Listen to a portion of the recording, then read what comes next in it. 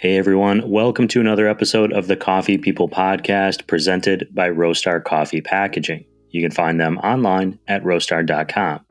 I'm your host, Ryan Woldt. We're in the middle of season 15, so there's been a lot of episodes up to this point, and you can find all of them on your favorite podcasting platforms like Spotify, Apple Podcasts, and now YouTube. If you're there and looking for them and you find them and you listen and you like them, please hit like a like button or 5 stars or write a review. Whatever you do, we get a little warm and fuzzy whenever someone does that. We really appreciate it. If you'd rather have us just send you this show, go to coffeepeoplepodcast.com. You can scroll through all the episodes or sign up for our newsletter, and we'll send it to you every week with a bunch of context from the episode. Okay, now that that is out of the way, I hope that you have a good cup of coffee at the ready, because we're going to get into the conversation with a new guest today. Thank you for being here with me on the Coffee People podcast. Cheers.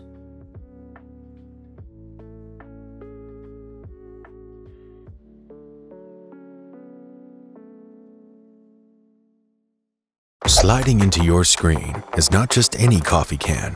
It's a Roastar coffee can. Don't need thousands. Personalize just one in Roastar's Design Lab. No design experience needed. Choose a pattern, add your logo and text, or create something memorable with AI. Being made in the Midwest, you can expect it on your doorstep in no time. Now that was smooth. But yeah, I learned in the last week or so about you that you were a basketball guy, played, and then coached, I think at the high school level, right? Sure. Yep. I also played and coached at the high school level. I coached a team, or was a coach on a team that went to the state tournament, Wisconsin, in Fabulous. the late 90s, early 2000s. And so, yeah, the team that I played on, we lost at the state championship. I played one of my worst games of my career, which has always been, I'm still going to counseling for that. But the next year, we won the state championship by 40 points. wow. So some of the guys that were on, the second time around, they were prepared, and then they won the state championship 2 years after that. So we had like this 6-year run where, Montana, Livingston Park High School basketball, it was just one of those stars aligned, and the teams were great. Sure. It was such a fun time. I was curious about, coaching after I played, which was a different, mentally, I wasn't getting my competitive urges out, but I had this other kind of more encompassing, overwhelming thought process about coaching. 20 years later, if I can't sleep, I run plays in my head, and I think about how I would teach them. Sure. Do you find overlap between running your own business and perhaps the old days of coaching as a good way to build a foundation there? Well, I think sports teaches us so many things, and I hope that America continues to, encourage kids in being in sports, because you learn about being on a team and all those things. For me, what I like about owning my own company is I get to keep score every day, with, how you did on the sales, and you're always competing. And so that kind of feels that competitive urge. And then the second part is I, love working with a team and building a team and, making, throwing a good assist and giving them the 2 points and building, really building a team atmosphere is super important. And I think that's all really nice crossover from sports and coaching and loving just loving, the whole aspect of team. It's just terrific.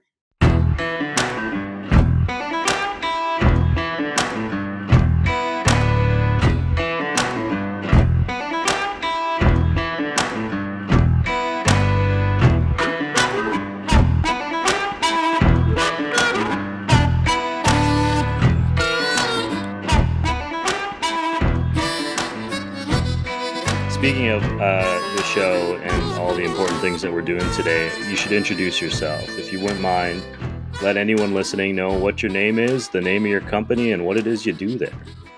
Well, welcome and hello to everybody, and thanks for tuning in. My name is Jess Nepstad. I'm originally grew up in Montana. I'm named after a guy, Jess, who is a rodeo star, so that's how I got my name. My dad always liked that name. I have the privilege of working at Planetary Design that my partners and I purchased 9 years ago in a month, I think. And Planetary Design makes a lot of great coffee gear. I like to say we're at the confluence of where the outdoors and coffee come together.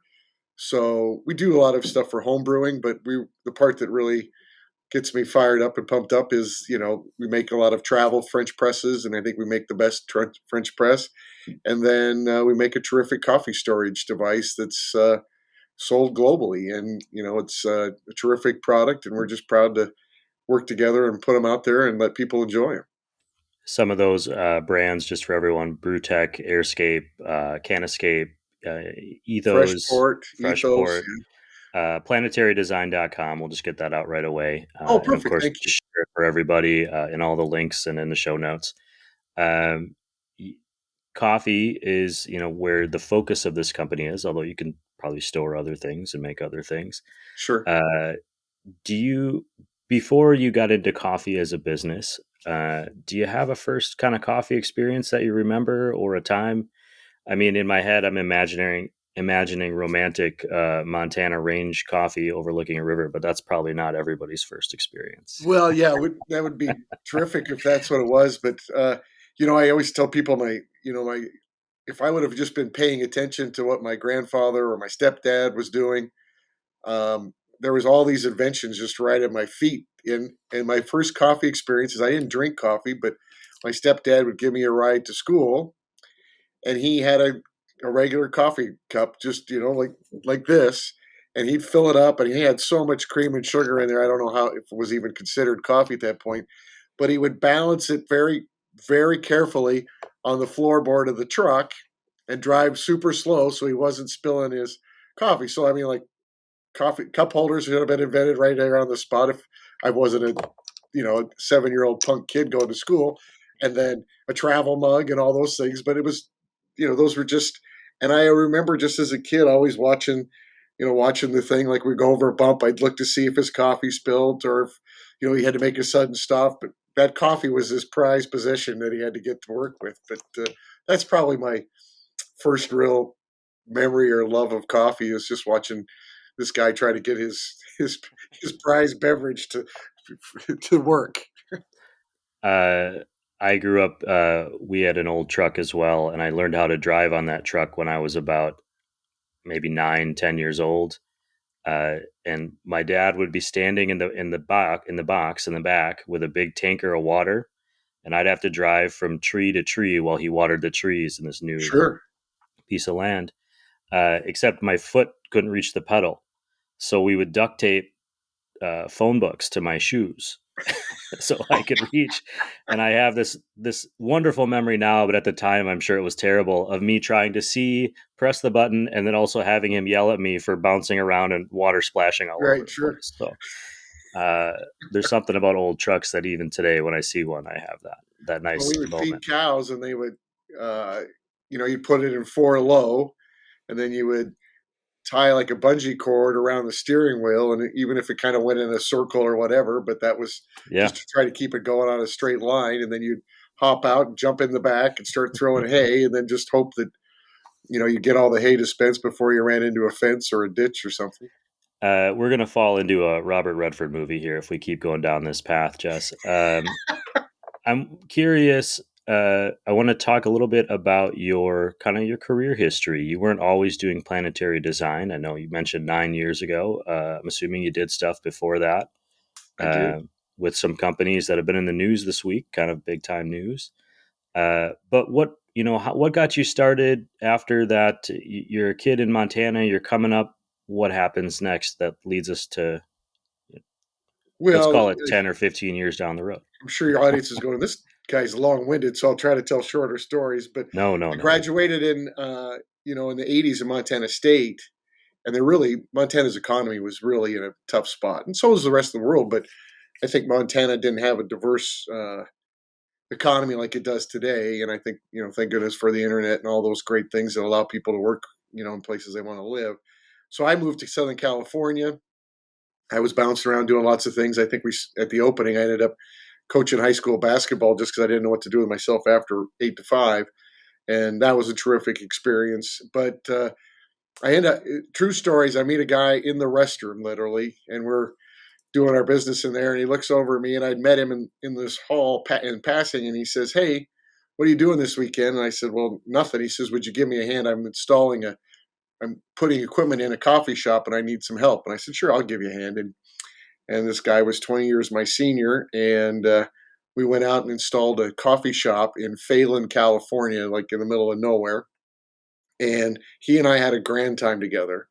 And next week he was asking me to do something else. So I really, like, my first thing was I built a coffee shop, and I ended up going into restaurant equipment and design, and did that for a couple years. Then I bought a grain elevator in Fort, well, outside of Fort Collins, a little town called Windsor, Colorado.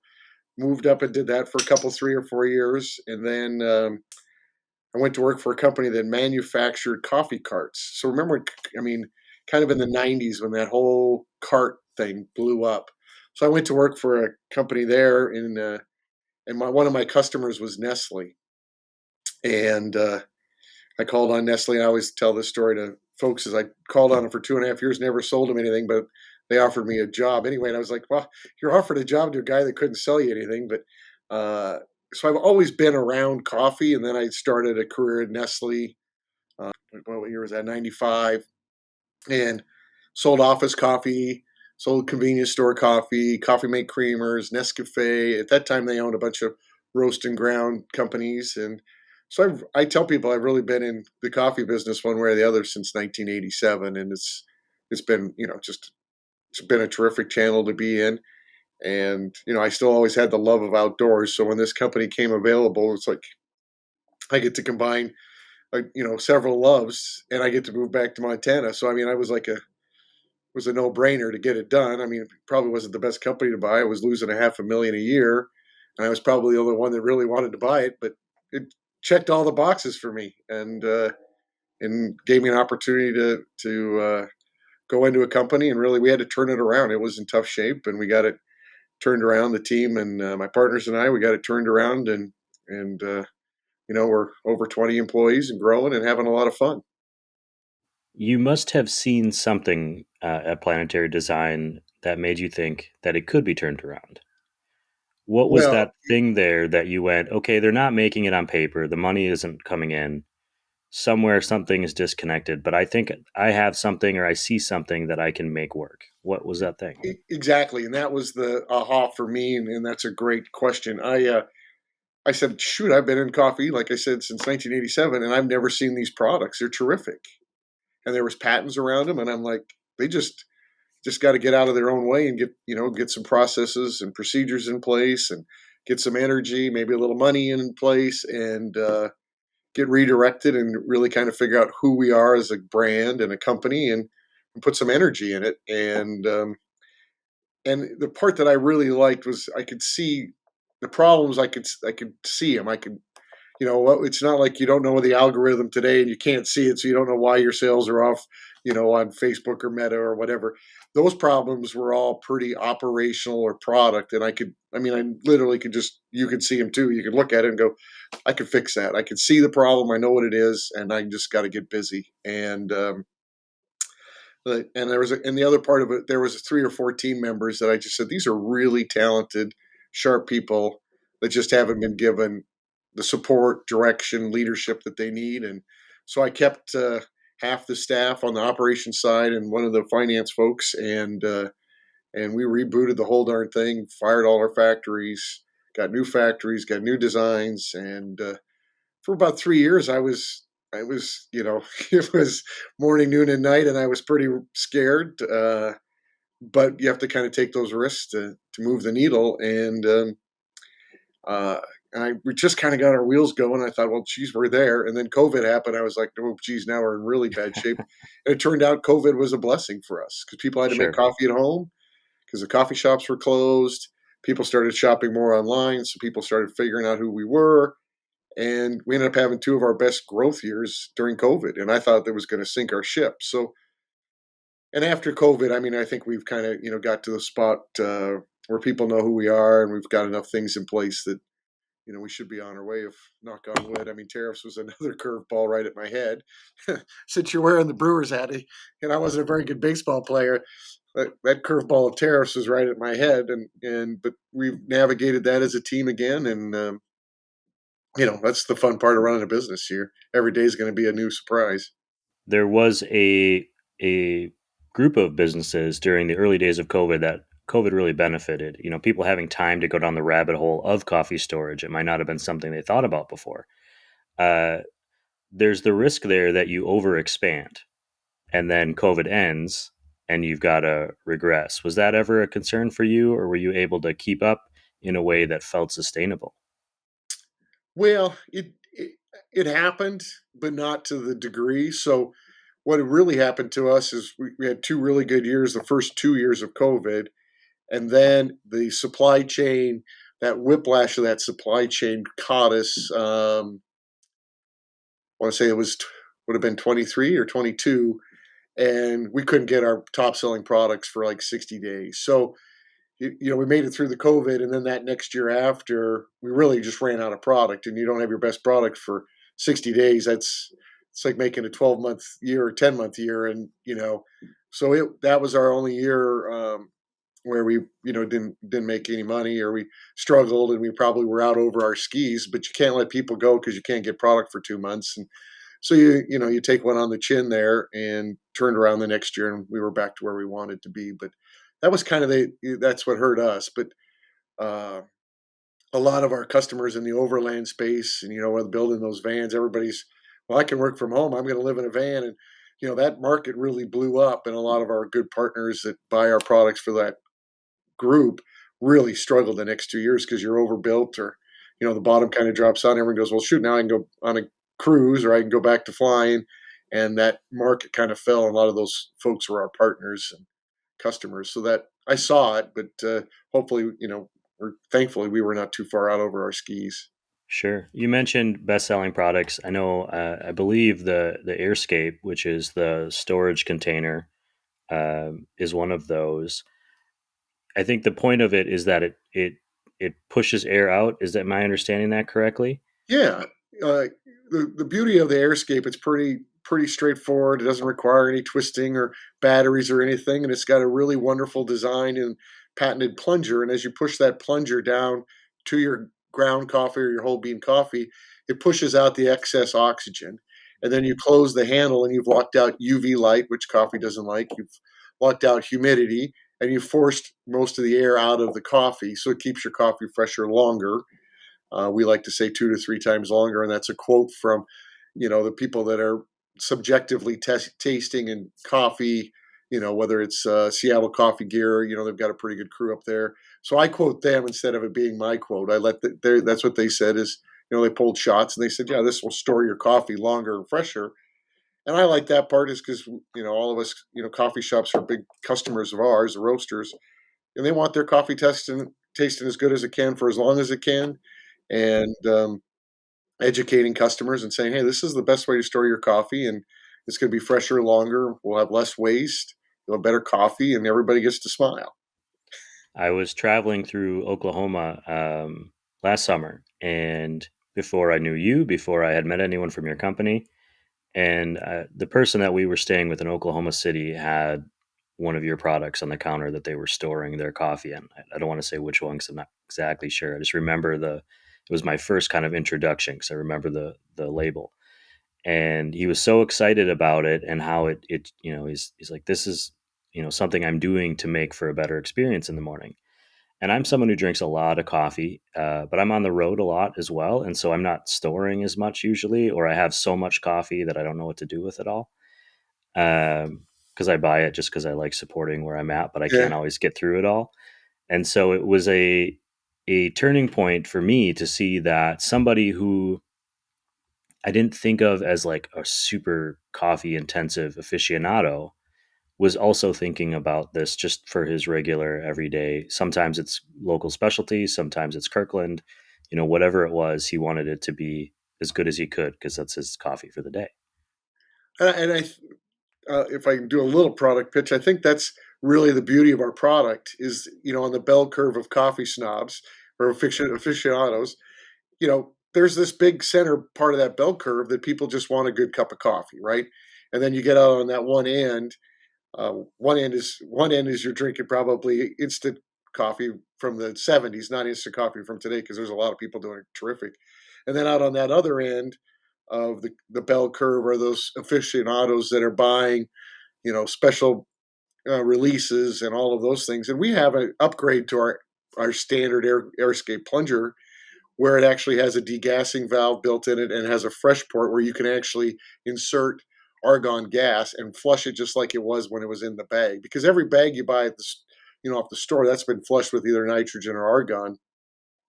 So if you put the product into our airscape and have the upgraded lid, if you're one of those 2%ers on the bell curve, you can flush that canister and get all oxygen out of there, and it's just like you put it in back in the bag. And where I see a lot of folks using that is, hey, on the weekend when I have time to sit down and really have a great cup of coffee with my significant other on a Saturday or Sunday morning, I'm going to break out that really nice coffee. And I'm going to do whatever I do, whether I'm going to have espresso shot or French press. And then I can put it away for that whole week and put argon gas back in there for a cost of about 10 cents or a nickel. And I know that product is going to be ultimate freshness when I taste it. So that's something that we've developed over these years, but it's just taking care of everybody on that bell curve. And I think that's the beauty of the airscape. Is for like 95% of us, it does the job every day. And if there's people that want to go to that next level with a degassing valve and flushing it with nitrogen, we have that opportunity today to share it with them. So it's been a lot of fun. Sure. And we're not all at the same point in our coffee journey at the same time. I've been in that 5% and I've been in that 95%. And it kind of depends on the energy levels I have based on what else is going on in my life. I've had some 2 a.m. coffee at a convenience store that I know I was on the other end, right? Sure. One thing I noticed when I was playing around on your website there, all of the products have their kind of their own branding, their own registered, mark, whether it's Brewtech or Airscape or whatever. Why focus on the product instead of Planetary Design as a company that provides products? Like if you would have said to me, before I met with one of your employees there at convention, oh, hey, do you know Planetary Design? I would have said no. But if they said, do you know Airscape? I would have said yes. But that kind of kept me away from some of the other products because I didn't know to look for them. So why do that? And how often do you get emails from your marketing team asking like, hey, can we change this up? I got a lot of people not happy with me sometimes, for sure. I come up with product ideas or, things too fast, so they're mad at me for that. But I go back to my Nestle time, as well as my partner did some time in Nestle and Coke and Lipton, and where you have the parent company, whether it's Nike or Yeti or whatever. And I'm kind of envious that Nike is that brand, and it turns out it works across for them. We bought the company. I wasn't thrilled with the name Planetary Design, but I really liked the name Airscape. But the whole legality of where we were, and it's already been somewhat developed as a brand. And, we were finding out how often somebody types in Planetary Design versus Airscape. And so there was some of these decisions of what you do from where you are, because it's hard to hit the restart button.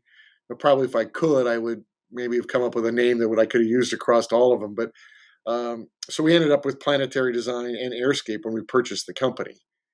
And then we said, well, they've got all these great travel French presses, and Planetary Design doesn't really mean anybody, like you had just shared. So I said, well, let's try to come up with a rugged outdoor brand for brewing coffee. We'll stay out of the cold hydration and just stick to hot hydration. And brew was part of the brew thing. And trek, because I think every good adventure starts with a cup of coffee. I mean, if you and I are going to go snowmobiling or we're going to go hunting or whatever, we're going to load up and take a cup of coffee and get on the road. So that was kind of how we came up with Brew Trek. Well, then we wanted to introduce a really nice home upscale version because not everybody's out living in a cabin in Wisconsin. So then we came up with Ethos. And so I've created 5 or 6 brands here, but I really wanted the brand to have a real identity and really go after who the niche was and who we were trying to really touch in a positive way from a product experience. So we ended up I think we got 5 or 6 brands at this point, and it's frustrating. And I wish I could just be Nike, or I could be Yeti, or I could be Carhartt, but that's kind of not the way the cards came out. But yes, my marketing department's frustrated, but it's working out. And as a business owner, it's nice to see people buying Now we bring them in with Airscape, which is that's our number one product, and then people are pleased with the product, which is great, and then they come back and say, well, I'll try out their other coffee gear, and so that's kind of helping us grow those other brands is having one big hero product and gives me something to tinker with as well. You're in Montana now. I'm assuming that's Montana behind you, Yes, sir. in the window.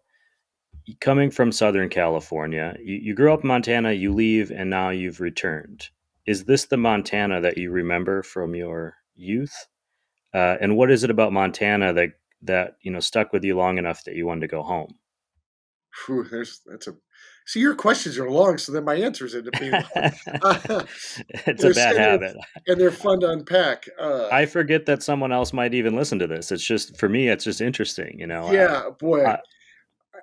I I was near Lake Tahoe, but I wasn't in Lake Tahoe, and I met this guy, and we're standing in this lake, and it was at an outdoor uh, coffee event.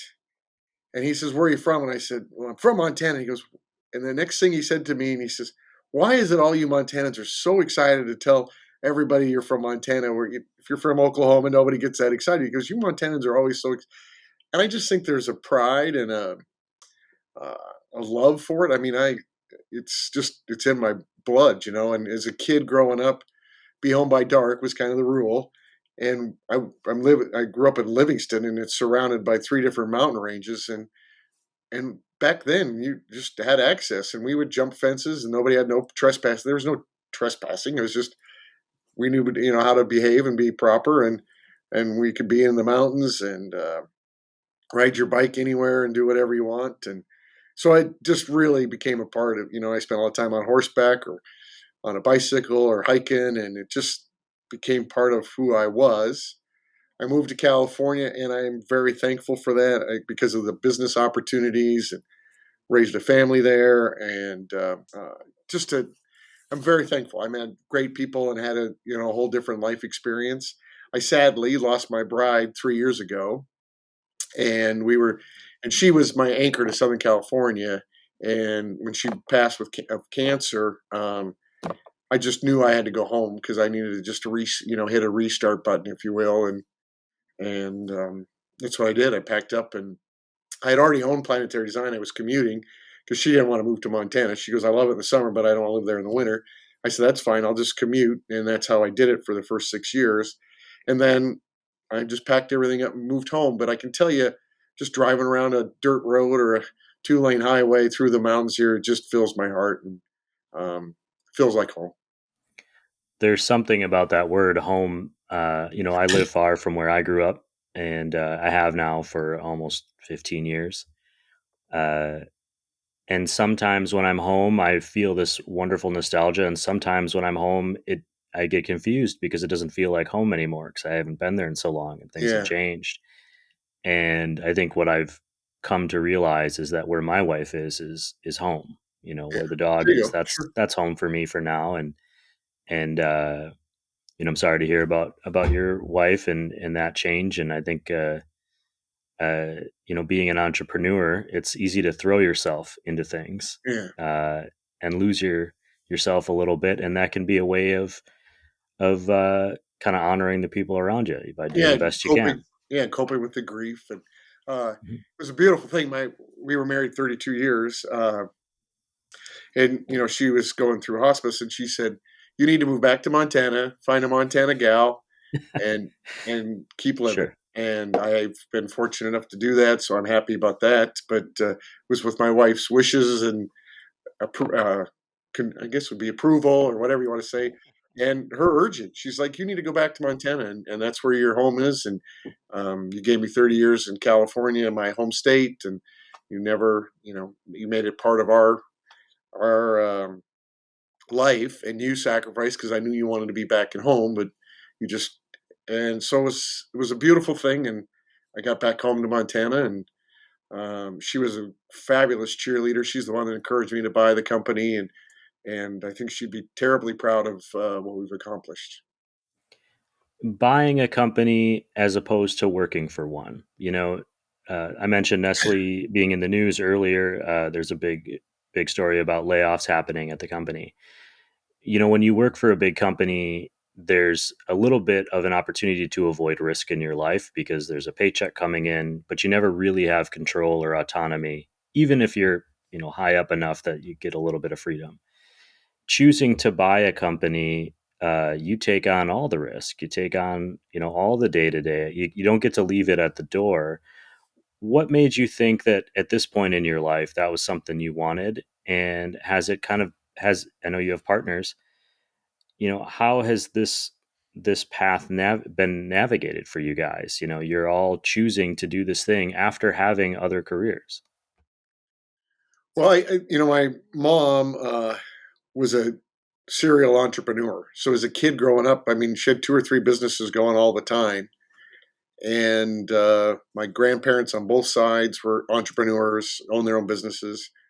And I always wanted to be an entrepreneur. I owned a grain elevator, and then I went to work for somebody, and then I ended up working at Nestle, and that was right when I was having, growing a family with kids. So that security was there. But even Nestle, and I, tip my hat to them, they recognized that I was an entrepreneur early when I was there, and they afforded me so many opportunities. They go, "Hey, this channel or this segment's broken or not working or not performing. Go fix it." And I'd go do that for a couple of years, and just about the time I get bored and get it fixed, they'd say, "Oh, please go work on this one and fix that," and gave me way more autonomy than you would ever imagine in a corporate setting, and just kind of let me do my own thing. So I, made mistakes on their dime. It wasn't my livelihood, and learned a ton about branding and new products, channel marketing, everything. And they gave me a great 18-year career. Compensation was great, but I think the biggest thing was what they taught me, and then they afforded me a lot of opportunities. And when I rolled into Planetary Design, all those problems that I shared earlier that I could see, I'd already fixed in other places and other ways, and on a much different scale. You'd add like three zeros, but uh, so I think I had the confidence and the experience, and it just all worked together. And so getting to be an entrepreneur again was something I wanted to do, and I enjoy it. And it's the risk is there, but I just think, back to even all the way back to the original conversation, I like competing. I like the fun of building, and that's what it scratches those itches, if you will. Since you've worked for yourself and you've been, part of a bigger company and you've done all these different things, if you were to give some advice to a burgeoning entrepreneur, even myself, I consider myself a burgeoning entrepreneur, even though I've been kind of doing things like this for a long time now. What advice would you give them if they were considering stepping away from that corporate job, say, or that stability there onto that entrepreneurial path? What should they know? Well, I think that answer, if you had asked me this a year ago, I think my answer would have changed a little bit, but because AI can create so many things, and help people accelerate business startups. And I've started a couple other businesses, and I was like, shoot, by the time you get the legal work done and you design the logo and you put your business card, you're already tired and you haven't even started making money. So I think if you'd asked me that question last year, my advice would have been, find a business and there are lots of businesses for sale, and find a business that you're passionate about, and the wheels on the bus are moving, and then you can go in and fix it and change it because you already have a revenue stream. Because if you're doing a startup, you got to either have a pile of money or have a bunch of investors, and it just takes a pretty long time to get something going. And I've done two or three startups from zero, and they're exhausting. And then finding Planetary Design, at least the wheels on the bus were moving, and I don't have to worry about insurance and setting up bank accounts and setting up, legal stuff, and I can get right to running the business. And that appeals to me. That's not everybody's cup of tea, but if tomorrow I had to start all over again, I'd go find another company and figure out, because I like that the wheels are already moving and maybe tires need to be changed and the oil needs to be changed. I don't have to build a whole new car, you know. And I would think my other advice would be have a checklist of what you want. What is it that do you want independence? Do you want to manufacture something or whatever, and just have this list, because there's going to be a lot of shiny objects. And as entrepreneurs, I think we're excited about everything, life and people. And when you start looking at businesses, everything looks good. And really just be able to take it through that checklist of what are you after and what are you passionate about, and let and run every business opportunity through that prism of questions, so that you know that you're not going to go down a path and not be happy. I mean, I started a jewelry company, and I just wanted to do something different than food, and 2.5 years into it, after I'd learned it and had all that fun, and I kind of scratched the issue of doing something different. I realized I was doing it by myself. I missed working with a team.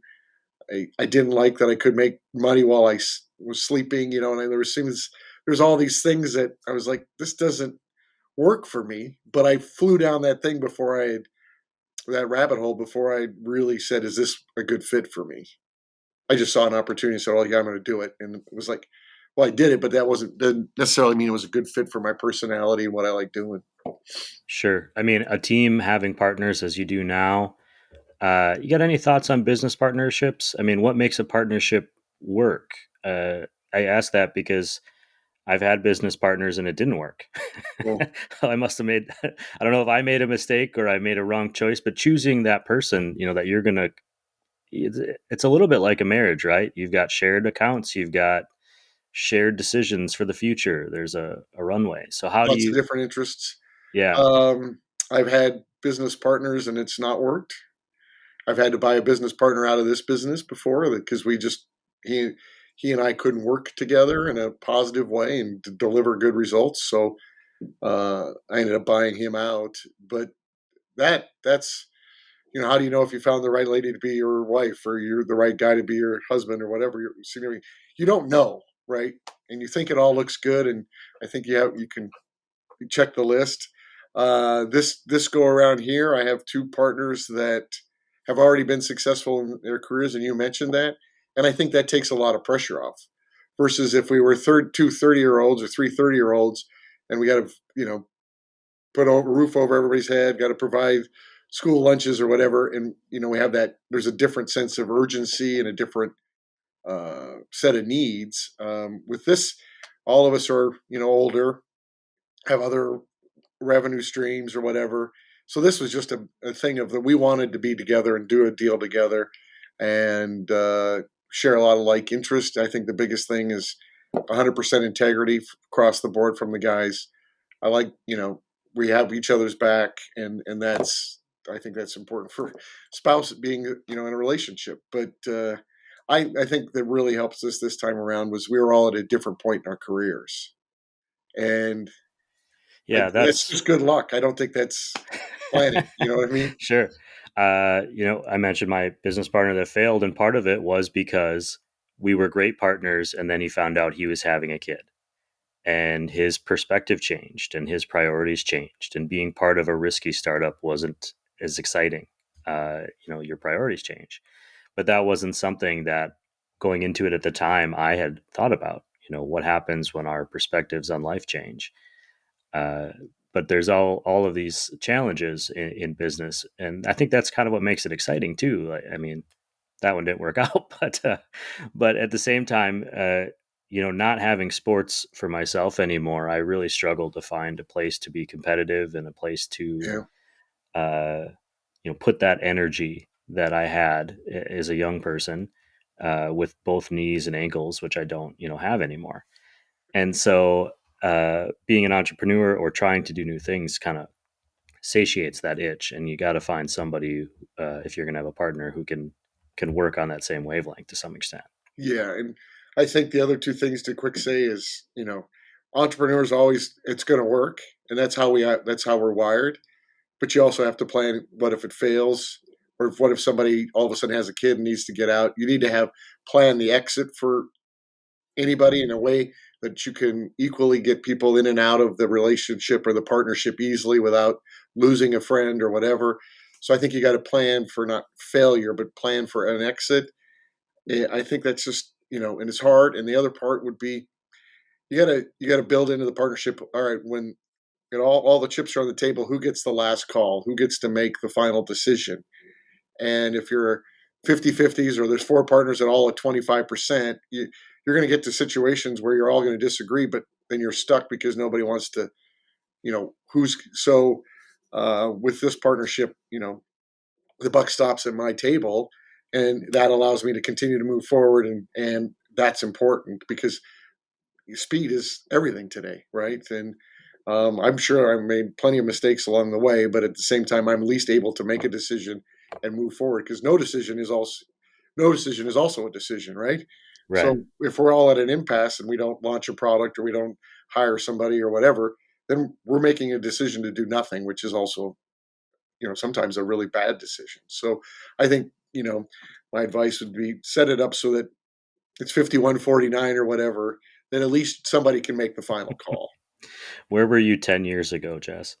We were 50-50 partners, and that ended up being the problem in the long run. There was no exit strategy because we were young and optimistic, and we thought, well, this will last forever, right? I've done that myself 2 or 3 times.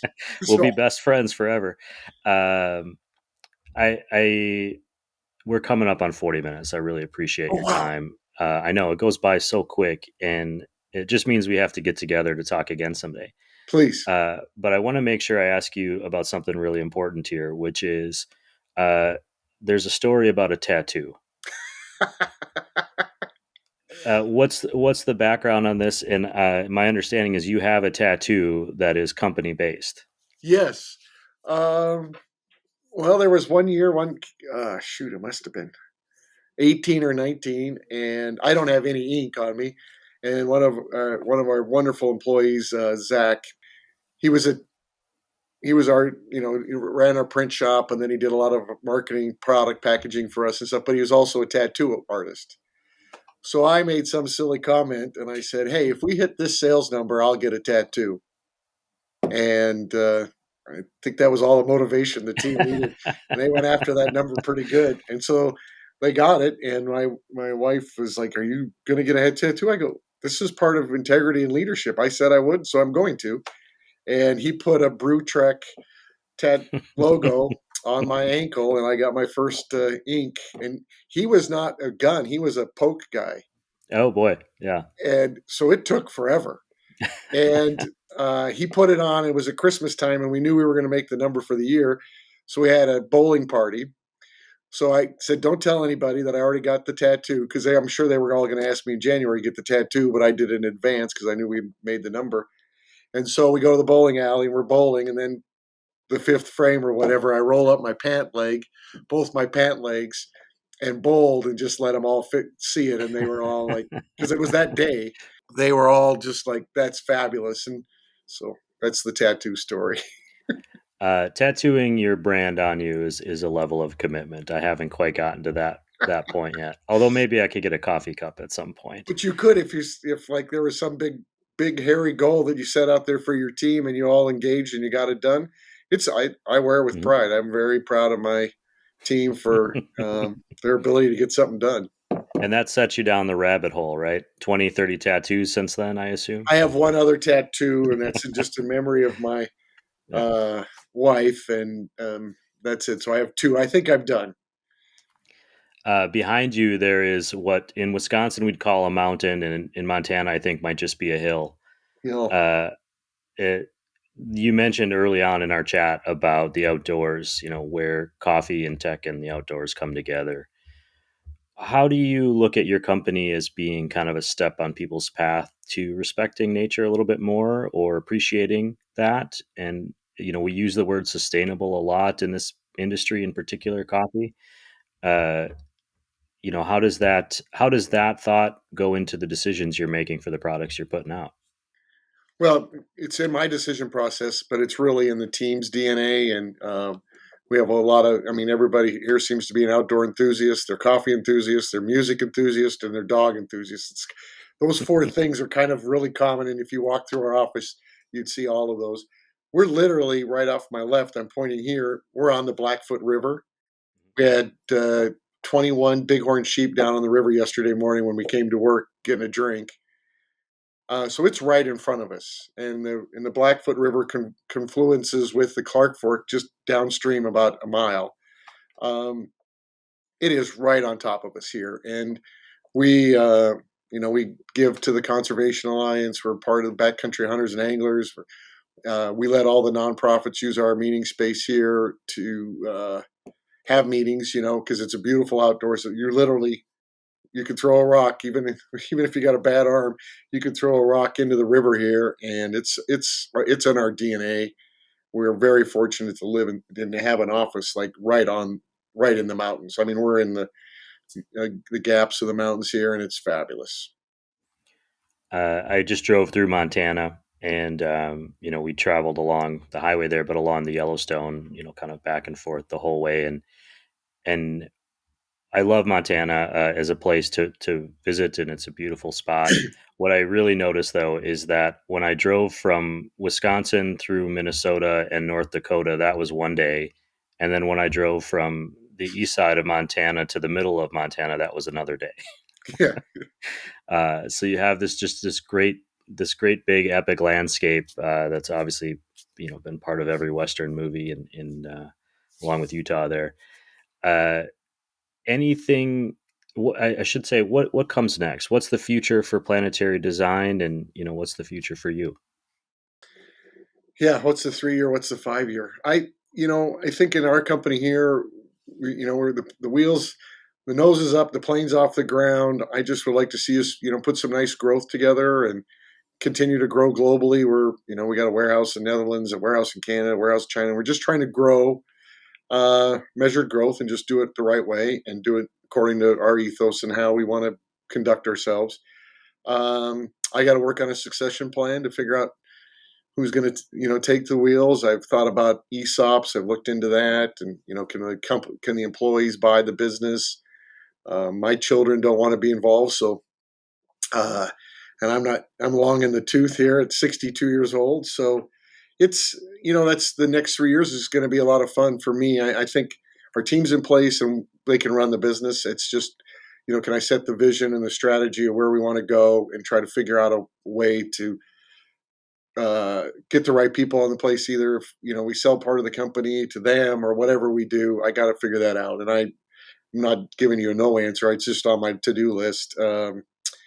And I think Planetary Design's got lots of runway, and as people discover who we are and what we're about, I mean, I could talk to you about sustainability. I kind of answered your question just about outdoors, but how we build our stuff, we've our stuff comes in a cotton bag, so you can go refill at the coffee shop, so you don't even have to use, just go into your local coffee shop and put the coffee right in there off the roaster.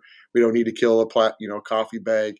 We've thought through all of those things, and you don't need a paper filter when you make brew with a French press. And so that's what we're trying to do, all those things, and still make a fantastic cup of coffee. And because coffee is a big part of everybody's life, mostly. And yeah, I got a fun 3 years, 5 years ahead of me of figuring out, how to do the right thing with all the team that's built this business. And I think my goal personally is I own a piece of dirt again, and I own a little piece so I can drive a tractor around in circles and feed a pig and feed a cow and watch the mountains and just enjoy Montana. So that's my goal. The next 3 to 5 years is to own some dirt, and I can get out of everybody's hair and just go putter around something. It sounds quite lovely. And I'm not doing anything if you need a successor. Well, This show's not going to back last up in forever. here, get back right up here in Montana, and uh, we've got lots of fun ahead. And I mean, I've said it a million times, but we have a wonderful team and great people, and opportunities present themselves all the time. So it's get yourself up here and take a look at us. When you're out and about in Bonner or Missoula and you stop into a coffee shop, what do you order? I ordered it this morning. I had an Americano at Posh Chocolate. So Americano is usually my go-to. If they have drip coffee and I'm kind of in a hurry, I'll do a drip just to get out of their hair. But those are my two, and no sugar, no cream. Unlike my stepdad, who was balancing this coffee that almost looked like milk. But no, I'm just a black coffee guy, and my kids are black coffee drinkers. So hopefully that's a good sign of parenting. Maybe, I don't know. Well, I'm sure it certainly is. I didn't drink coffee until I was 30, so I should call my parents and say what's going on. Uh, Jess, I really just appreciate the time and you talking a little bit about entrepreneurship with us. And I'm sure we've got a lot to learn from your journey as well as, excitement about where you guys are going. So thank you for being on the show. Well, stay in touch, and and if you ever do get through Montana, or your listeners get here, we love having company and showing them what we do.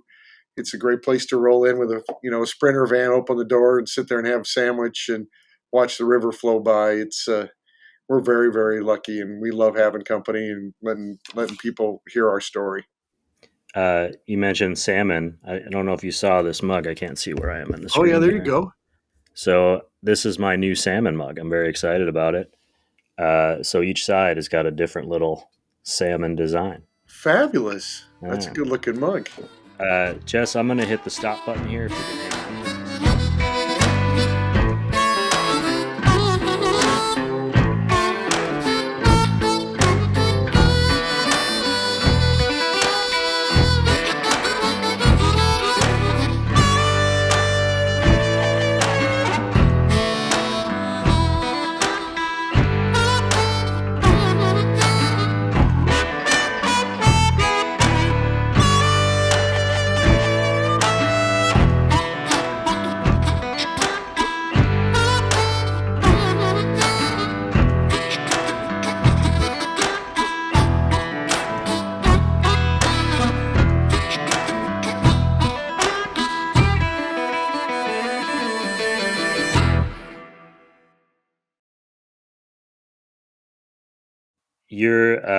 I know you've been between Montana and Los Angeles. We can get into that, but I'm curious, do you have a team you root for?